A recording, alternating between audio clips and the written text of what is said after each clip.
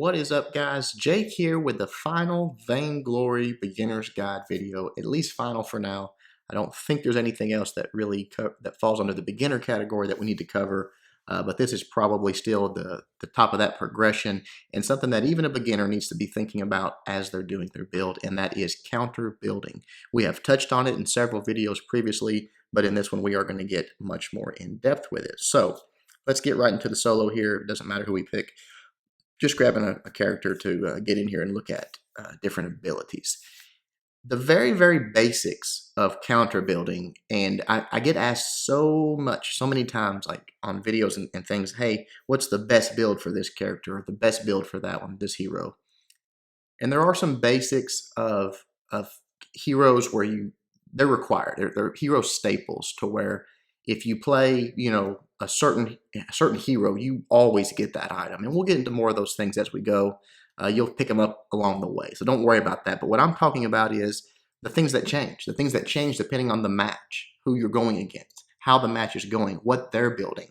And you should always be pulling up the score and looking. You'll see me do it throughout the game and looking at the enemy team and what they're building. And that's going to come to when you also get into the shop and really learn these items to where you recognize them, you know what they are, you know what they do, and you counter build that. So the very basics of it are this. If you're going against a team that is going heavy weapon power, the laner and the jungler are weapon power, you build armor. You go in here and you look at it, armor, light armor. Armor reduces damage from basic attacks, and that's what weapon power boost is, basic attack damage. So very simple. If they're going weapon power, you build some armor. If they're going crystal power, you build some shield. Shield reduces damage from abilities. Crystal power boosts ability damage. So that is the basics of counter building. It's something as simple as that. Sometimes I've seen teams that, both damage dealers on a team have nothing but weapon power, and the enemy team's building shields. It makes no sense. So simple things like that. But then also it gets into a much deeper understanding of counter building and how other heroes work. And that's why I encourage you guys to build other heroes, to play other heroes, to where you're going to know what their strengths are and what their weaknesses are, and that's going to help you play against them. One that we've mentioned numerous times is Atlas Pauldron for when you're going against a Cruel. His build is based off of attack speed. He's always going to have attack speed. But that doesn't mean that that's the only time you want Atlas Pauldron. Anybody that's building attack speed, Atlas Pauldron is a good counter to that. Now, the downside is you got to be right on top of them to activate it. It's a very short radius, 4 meters. It's not that you got to be touching them almost. And that can be difficult depending on which hero you're playing. For instance, if a Saul has that, it might be hard to get right up on him and trigger that Atlas Pauldron because he's might be spooled up and putting out a whole lot of damage while you're trying to get in there. So you just got to understand it that still that is the counter to attack speed. It's built into the game. If someone's building a lot of attack speed, you want to get that Atlas Pauldron, and as soon as the fight starts, you want to drop it on them. That's going to hinder them and not allow them to do the most damage they can easily turn a fight. Another thing that we talked about is Crucible for Arden. Arden, his ultimate is that gauntlet. He doesn't have a lot of powerful abilities, but the ability to stop the enemy from retreating when they need to or repositioning is huge, and it's devastating. And if you are on a team that's facing an Arden, your support should be rushing. And when I say rushing, I mean that's the first thing they build, a Crucible.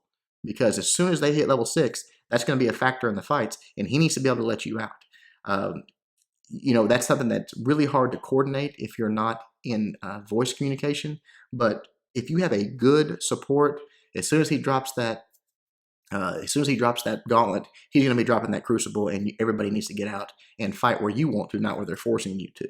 Or if they isolate one of your guys in there, you drop that Crucible and let him out, they can absolutely save his life. So something as simple as that you see people all the time. I've seen people rushing Aegis, a support role, rushing Aegis when they're facing an Arden. Well, that lets him out, and that's great for him because it activates a reflex block, but it doesn't do a thing for the team. So what we're focusing on right now is a little bit of the support role, but that's a lot of what counter building comes into it. You still have to do it as simple as like armor and shield, no matter what role you're in.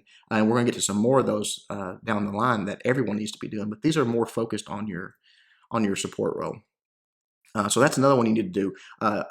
other heroes like Adagio or Catherine that have really telegraphed abilities. A lot of times Catherine's stun, you'll see her, scooting across the map. She's fixing the stun. So Crucible is really effective for that, to block her stun, or an Adagio where his takes a few seconds for his radius to form and that ultimate to come down. It's really a telegraphed ultimate, so it's very easy to Crucible. So when you're facing heroes like that, Crucible is always a good idea to get.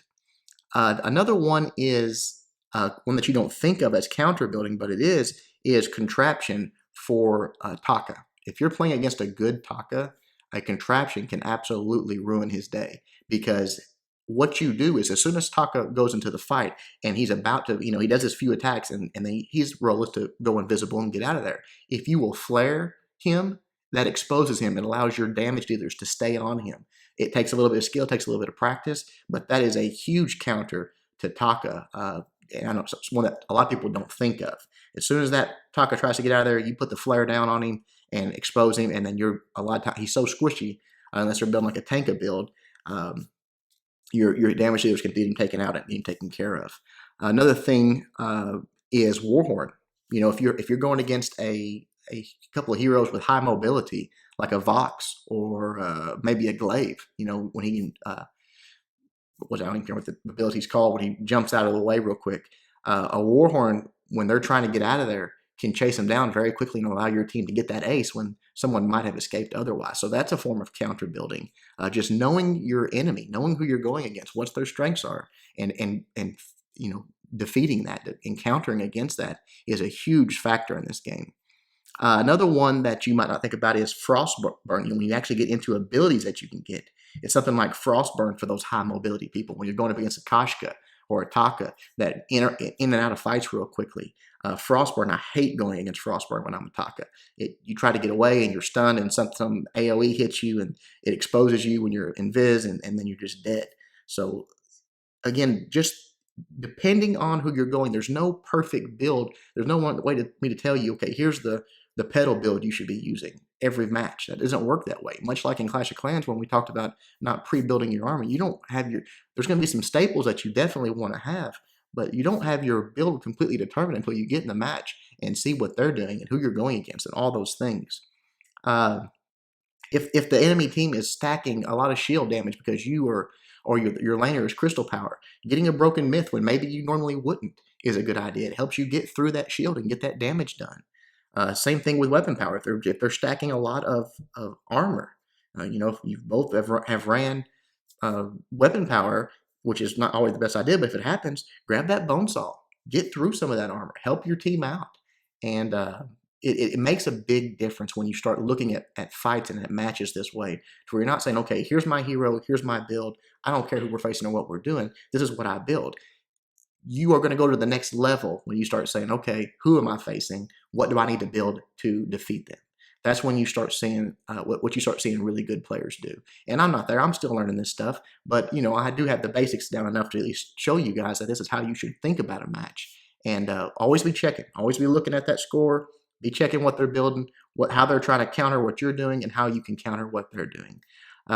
That's pretty much it, guys. Hopefully this gave you just a little bit different way to think about how you build throughout the match. Hopefully this series has helped you out. I really wish I had this series when I first started playing this game. So hopefully you guys have benefited from it, and new people coming into the game. This game is still growing like crazy. Hopefully new people find the series and get some benefit out of it as well.